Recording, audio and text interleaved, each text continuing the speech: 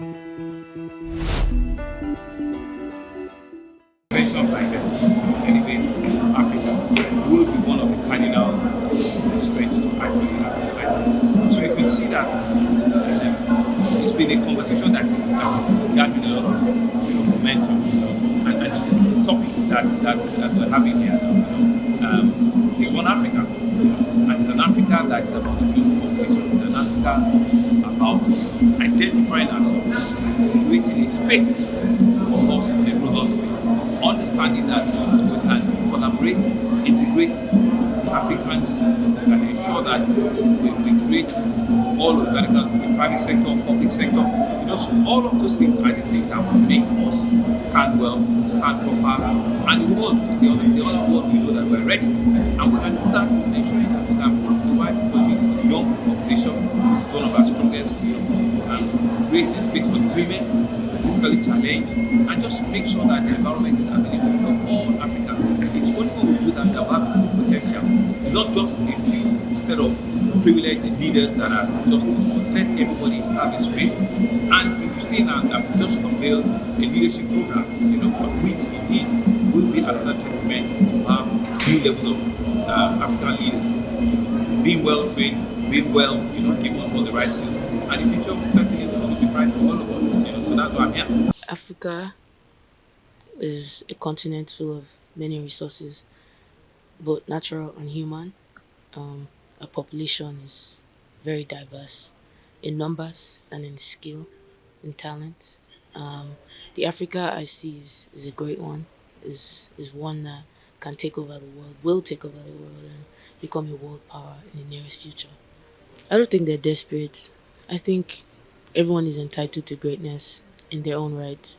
From having a dream, I also once had a dream, and I'm still dreaming. So to anyone who has a dream of wanting to be something so great, you're not crazy. You're not mad. Greatness can seem like madness. So keep going. This is a wonderful initiative. I think it should be done even more often. More people from my world, in the entertainment world, need to be invited as well, to hear their opinions and, how we can come together for the greater good of Africa.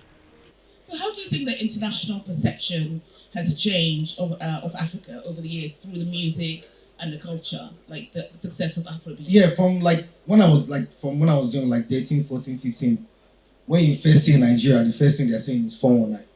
That is them, and that is the honest truth. Them.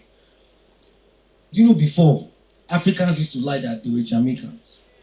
Yes. I did that. I confess. I did that when I was at school. Yeah, Africans used to lie that they're from the West, you know what I'm saying? Now, Jamaicans, they lie to say they're from Africa.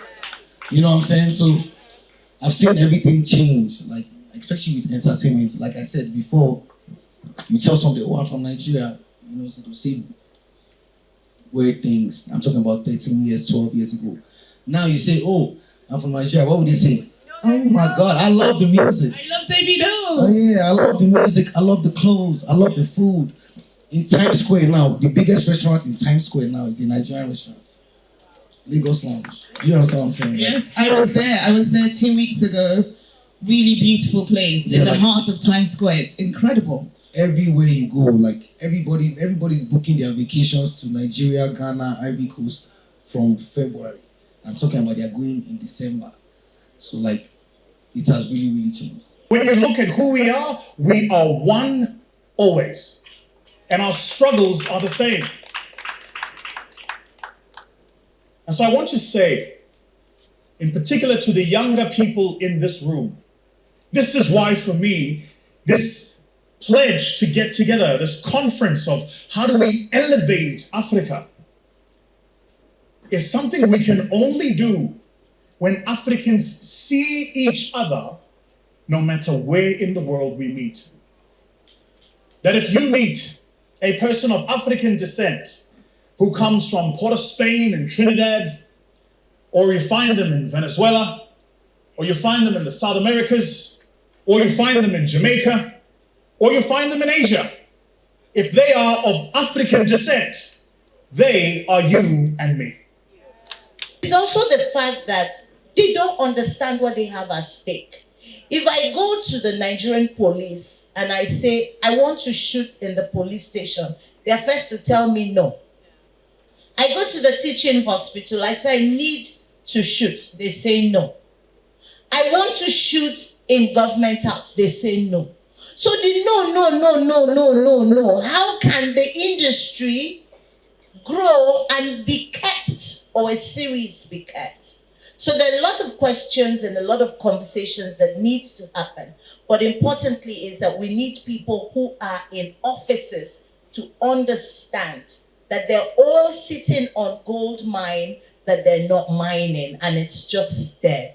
But one day, hopefully, somebody will see what we're doing and somebody will say, let's invest in this. And then we can have productions that they say this is funded by this government, and that can be kept running for several years, because it will be teaching our children our history, our cultures, our traditions, and importantly, our values as a people.